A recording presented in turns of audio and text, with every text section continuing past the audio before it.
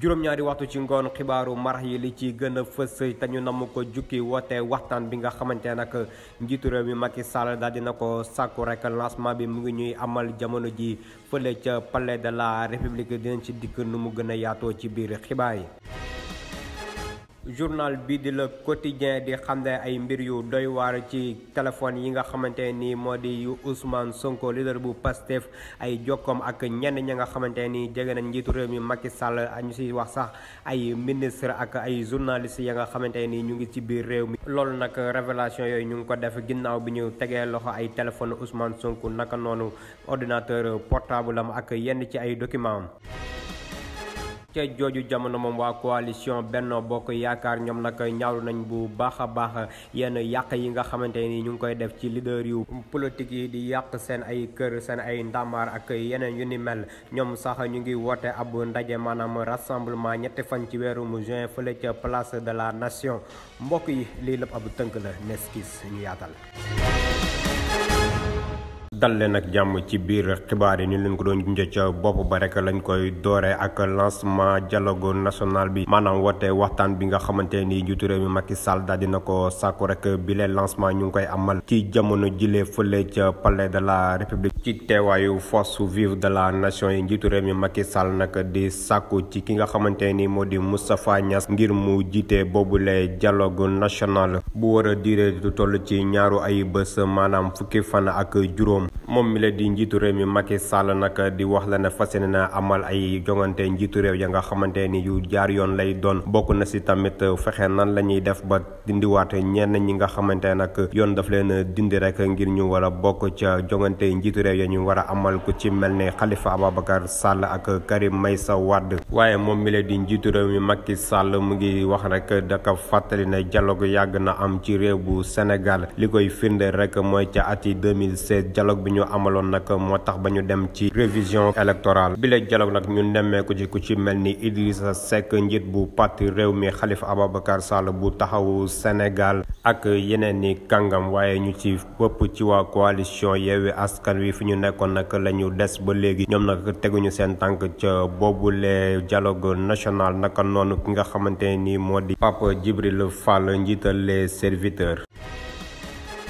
leneen ci ay xibaar gouverneur bu ndakaaru nag daal di jëlaat beneen arrêté bu yees ngir tere rek daw moto yi maanaam dëru yi ci département bu ndakaaru li ko dalee tey ci àllarba ji fanweeri fan ak benn ci weeru mai jàpp jeudi benn fan ci weeru juin bu minuit jotee yile xeetu arrêté nag ñu koy nemmeeku saay bu nga xamante ni ñu ngi waajal procès bu Ousmane Sonko di leader bu Pastef bi leen dogal nag soxalul moto takk der yi ak ñi nga xamante nag ñoo yor wàllum wér-gu-yaram maanaam faj mi képp ka nga xamante nag yitte woon ngir rek war bile dëru ci département bu ndakaaru woon wuti ab këyit maanaam autorisation ca préfet bu département bu ndakaaru képp ka nga xamante nag sàmmwut ak bi leen ndogal ay daan mën na la ci fekk ñi nga xamante nag ñoo yor moto cak-cak bi leen ndogal di leen gën a sonal ñoom nag fooxoon nañ ne leen amal ab rassemblement niki tey ci àllarba ji bu 18h jotee file ci diwaan bu Yoff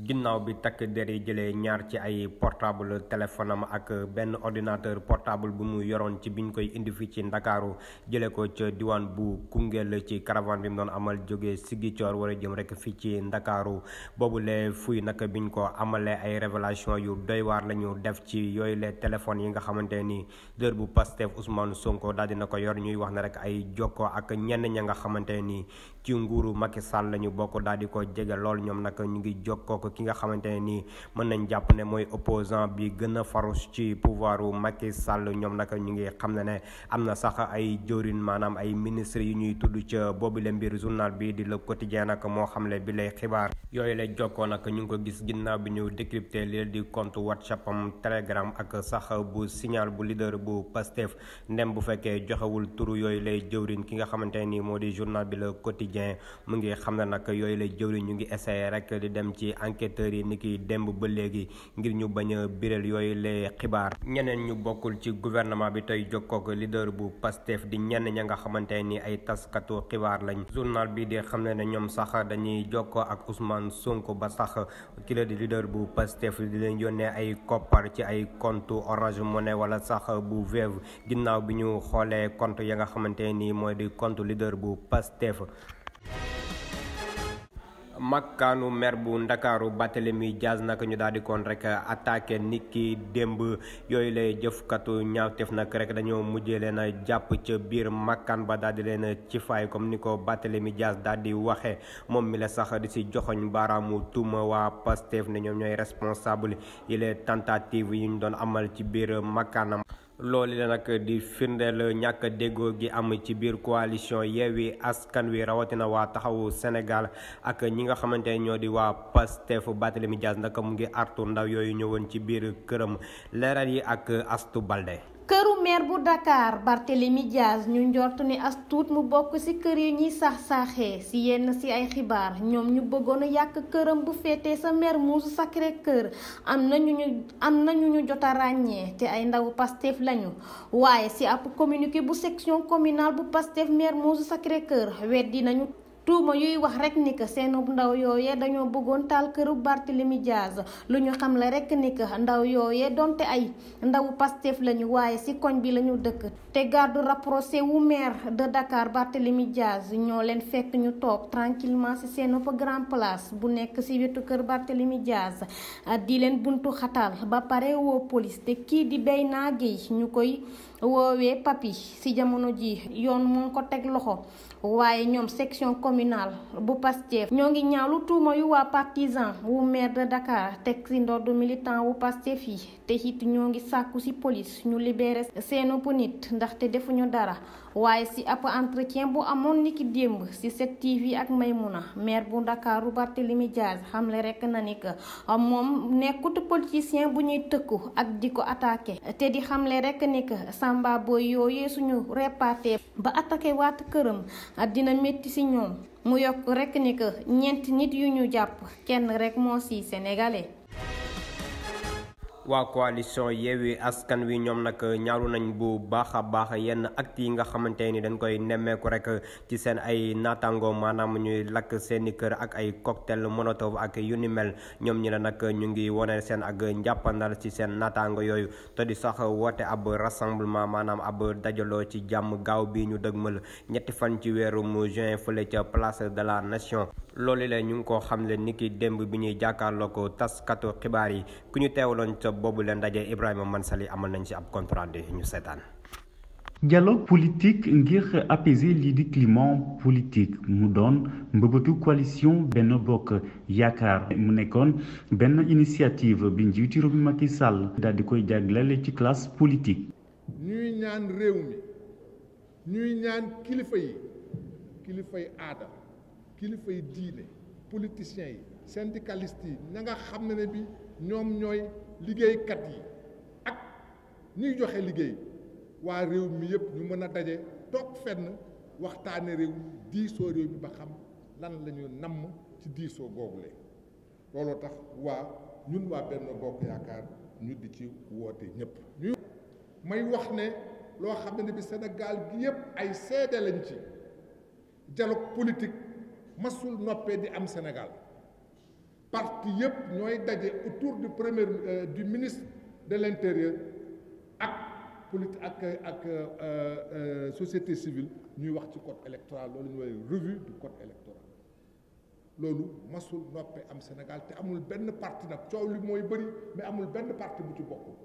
cocktail molotov wala sax ay acte de vandalisme yi ñi nemmeeku ci yenn kër yi fare ci camp présidentiel. coalition Benno Bokk Yaakaar di ñaawlu doxalin li ni mel. ku ñu woo ci loolu duñ la ci wuy si donte ne nag mën nañ la ci wuy si waaye duñ la ci wuy si ñuy naqarlu di ko wax ca kaw ñëpp di ñu dégg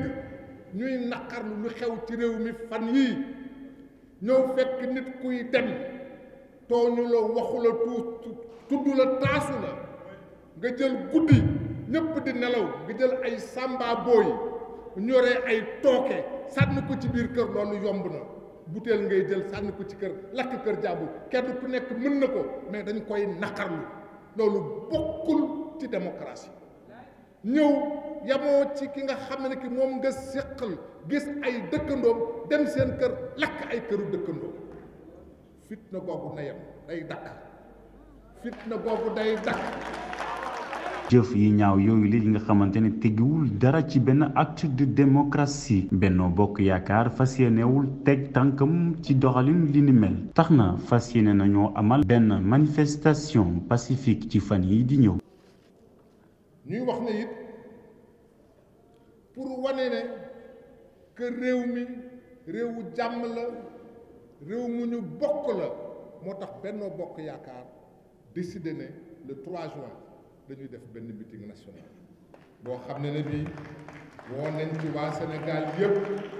góor jigéen mag ndaw pour ñu défendre république ndax nag Sénégal su amee laataa indépendance di am ak bi indépendance amee ba léegi ñu tabax ñu téye ko ci jàmm tabax ko ci jàmm tabax ko ci dal tabax ko ci sutura dàq fitna loolu su amee dafa fekk ne réew mi am nañu ay valeurs yu du toog dañu toog ci li tubaab di wax un socle de valeur. Sénégal benn réew la te kenn mënu koo xar ñaar mu nekk sens bi nga xamante ne njiitu réew mi Macky Sall daal di koy jagleel ci dialogue politique boobu lay sax ñi daal di koy door officiellement ni ki tey ci palais de la République ci teewaay njiitu réew mi Macky Sall ak parti politique yu bëri yi fare ci wujje gi ak société civile. ginnaaw ab patrouille yu police bu jëppal doon amal niki démb nag fële ca Sacré-Cœur ñoom nag jot nañu teg loxo benn doomu aadama bu ñu fekk ak ay arme ginnaaw ci lañ ko jébbal sûreté urbaine bu Ndakaaru ginnaaw bi nga xamante ne nag ñenn ñi rek ñu ngi doon wax ne kookule doomu aadama mu ngi fekk baax fële ca Casamance boobu xibaar nag bu ñu sukkandikoo ci source a wérul ki nga xamante ne nag moom la ñu teg loxo mu ngi wuyoo ci turu Saliou Sarr fekk baax ca Liberté 4 moom mi la sax ab agent bu nekk ca Sonazet la woon bi fi nekkoon ICG fële ca mairie bu Sicap Liberté moom mi la di Saliou Sarr nag biñ koy teg loxo mi ngi ànd nag ak benn nit ba nga xamante ne nag dafa waxoon ne ancien militaire la bu ñu sukkandikoo ci journal bi di Source A moom mi la nag bi leen di jàpp dafa daw wàqeet daal di réer mër ñi nga xamante ni ñoo di police yi journal bi di fàttali nag Saliou Sarr biñ koy jàpp mu ngi yoroon benn pistolet ak li nga xamante ni moo di ay munitions ak ab carte professionnelle. Alioune Sané di ab taskatu xibaar naka noonu nekk membre ca Y'en a marre moom nag defere nañ ko niki tey ci suba gi bu ñu sukkandikoo ci avocat maître Moussa Sarr mi xamle boobule xibaar moom nag ñu ngi ko teg loxo altine bi ñu génn bi nga xamante ne nag jubal nañu makkaanu Ousmane Sonko file ci cité kër góor gi ngir rek daal di dindi blocus bi nga xamante ni takk der yi amal nañ ko fa moom nag moo àndoon ak ñenn ci ñi nga xamante ne ñoom la bokkal ca F24 ku ci mel ni Guy Marius Sagna ak sax Déthié Fall moom nag biñ ko placé garde à vue ba léegi ñi nga xamante ne nag ñoo nekk ca société civile bi ñu ngi réclamer rek ngir ñu bàyyi ko waaye nag dañ ko mujjee yóbbu rek fële ca parquet. mbër mi di Adama Correa ñu gën ko xam ci Ada Fass moom nag ak kenn ki nga xamante ne nag moom la àndaloon ci ba muy def ñaawteef di El Hadji Ada Ndiaye ñoom nag daan nañ leen lu toll ci 2 ati kaso ya nga xamante ni benn bi dañ koy tëdd ba noppi alamaan leen lu toll ci 1,5 million francs ci suñu koppar ya nga xamante ni dinañ ko fay ki la di plaignant bi di Ndiaga Ndir Ndoye ci fàttali ne moom mi leen di Ada Fass ay bés ngi nii ñu teg ko loxo fële ca diwaan bu Mbuur ginnaaw bi ñu rek njort ne dafa bokk ci ay jëfu ñaawteef maanaam ab sàcc ci ay moto ca boobule diwaan. ñu àddu wax ci leneen coowal ñaar fukk ak juróom-ñaari xale yu jigéen yi seen sëriñ daara doon sàkku rek fële ca diwaan bu Touba askan bu Sénégal wéy di ko waxtaane waajuru yooyu lay xale rek dañoo mànkoo ci ab collectif daal di jébbal yoon ab plainte rek ki nga xamante ni moom la ñu jàpp ne moo def boobu lay jëfu ñaawteef di wuyoo ci turu sëriñ Xaadim Mbàkke moom mi la sax dafa daw waqet bi mbir moomu daal di feeñee waajuru yooyu lay xale nag daje nañu ak Serigne Bass Abdou Khadre mi yore kàddu xalifu général des Mourides lu toll ci 20h jàpp 2h du matin ñoom nag xam na ne Serigne Bass Abdou Khadre wax na leen ne lépp la nga xamante ni yoon war na ko ci def dina ko def ci anam ya nga xamante ni noonu la waree ñoom ñi la sax di wax na leen ki la di Serigne Bass Abdou Khadre moo leen boole ak capitaine Wade bu compagnie bu gendarmerie ngir loolale ñu mën ko leeral bu baax a baax sàkku yooyu nag Serigne daara bi di Serigne Khadim Mbacke doon amal ci ñaar fukk ak juróom-ñaari ndongo yu jigéen yamoon yoroon ca boobule daara ki ko feeñal rek mooy kenn ci ñoom ginnaaw bi mu ko waxee magam bu jigéen. njàng mekk njàngale mi moom rëcculu benn yoon ci coowal sociopolitique bi am ci diwaan bu Sénégal te Ziguinchor nag ndongo yi dañuy toog ab diir bu yàgg duñu jàng rawatina ci jamono ja nga xamante ni dër bu Pastef moom mi la di Ousmane Sonko mu ngi fa nekkoon ndongo yi nag dajaloo tudde seen bopp mouvement pour l'enseignement de qualité ñoom nag ñu ngi yuuxu wàllu to di sàkku ci njiitu réew mi Macky Sall rek ngir mu boole boobule initiative ci dialogue national bi ñu war a amal. Esther Mbeng mooy njiit la ñu teewlu ko ci micro Mame Ndiaye ma ñu teewal ca boobule diwaan di Ziguinchor. waaye ñuy gis ne saay su nekk rek bu amee ay yëngu-yëngu ci réew mi saa bu amee ay yëngu-yëngu ci dëkk bi bu amee ay manifestation ak leneen dañuy gis ne wàllum école saay su nekk rek cours yi dañ koy arrêté saay su nekk ndongo daara yi dañ leen di toogloo seeni kër maanaam li nga xam ne moo di programme bi war a sax li nga xamante ne mooy quantum horaire bi duñ ko mën a continuer comme il le faut. ndaw ñi dañ leen di déranger te ku xam daanaka ci diir léegi ci ay weer ñi ngi dem ci examen donc ñun ñi nag di ndaw mouvement pour un enseignement de qualité dañuy ñaawlu loolu te li ñu bëgg mooy suñu autorités yi vraiment que bépp problème buy munti am nañu xam nuñ koy gérer waaye bu ñu laal li nga xamante ne moo nekk école nañu épargner école carrément ci bépp problème ngir xale yi mën a concentré wu waaye tamit ngir tamit ñu mën a am enseignement de qualité ngir tamit bu subaa muy démb suba ñu mën a am ndaw yoo xamante ne vraiment dinañ nekk ay ndaw exemplaire ay ndaw yoo xam ne fépp fu ñu toog danañu xamante ne. xibaaru biti réew yi dinañ ko dooree fële ca Burkina Faso ak jongante élection législative yi ñu dàkkandi ba jëmmi jamono dinañ dem tamit sa Soudan ak trêve ba nga xamante ni daal dinañ ko dakkalagum nag ca réew bu Ukraine nag waa Europe di wéy di leen jàppal tànk ba léegi bu ñu sukkandikoo sax ci nga xamante ni ay doléance su Emmanuel Macron di njiital bu France fële lañ koy jeexale nag ca Serbe ak ay manifestation yu fa am ki ñu jàngatal loolu yëpp Cheikh Tidiane Thiam la ñu teewlu. ca Burkina Faso premier ministre bi di Apollinaire Joachim Sonkielem yëgle ne gouvernement bi mënatul organiser élection présidentielle yi ñu dëgmaloon ci weeru juillet bi ndax ñàkk kaaraange gi ci réew mi. yëgle bi mu ngi xewee woon ci makkaanu assemblée législative bu transition bi ci talaate ji yemook fanweeri fan ci weeru mai bi. dëkk bii di Burkina mu ngi jànkuwanteeg ay attaques terroristes saa su ne bi ci mujjee am ci week-end bi ñu génn jot na fa faat lu tolloog ñeent fukk ci bakkanu doomu aadama ci militaires yi ak ci civil yi. dëkk bi nekk ci loxo armée bi depuis septembre ba léegi ci njiital capitaine Ibrahima Touré jot na am ñaari coup d'état ci atum 2022 bi. fële ci Soudan armée bi fas yéene nañoo dakkal bépp jéego ngir dox jàmmi réew mi. ci àllarba ji yemook fanweeri fan ak benn ci weeru mai bi. njiital armée bi di général Burham joxoñ na baaraamu tuuma paramilitaires yi ci njiital général Daglo ci seen ñàkk dëppoo ak poñ yi nas ngir tëral ngàndaay. njiitu armée bi nee na day wëyal xeex bi ba muy amee ndam ci kaw paramilitaires yi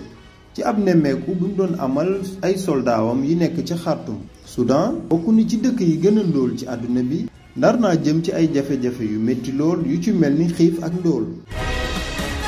njiitu réewum France di Emmanuel Macron dëggal na Pastefam ngir taxawu réewu Ukraine. ci ab waxtaan bu mu doon amal ca Forum Globsec ca Bratislava ci réewum Slovaquie ci àllarba ji yemook fanweeri fan ak benn ci weeru mai bi Emmanuel Macron yéy na yàbbi ci jafe-jafe yi jëm ci kaaraange réew yi. woona yeneen njiitu réew yi teewoon ci forum bi ngir ñu nas ay pexe mën a dakkal guerre bi am ci réewu Ukraine digganteem ak Russie. pàcc Europe de l'Est bi nga xam ne ñu ngi ci ay tension jamono ji war nañoo jot ay jàppandal ci côté militaire ak politique jugee ci réew yi bokk ci organisation bii di OTAN. ca Kosovo ay junney manifestant ñoo dajee tey ci àllarba ji ci suba gi ci buntu mairie bu Ivecan pour amal ay ñaxtu. dëkk bi nekk ci crise économique at yi ñu weesu yépp nemmeeku nañ fa fan yi ay yëngu-yëngu yu metti démb ci talaata ji soldat wu OTAN yi ñoo mujjee jàppale armée bi ngir ñu dakkal jàmmarloo yu tar yi. OTAN fas yéene na yónni yeneen junney soldat ngir ñu dooleel armée bi. ci démb gi lu tolloog fanweeru soldat jot nañoo am ay gaañu gaañu ci jàmmarloo yi.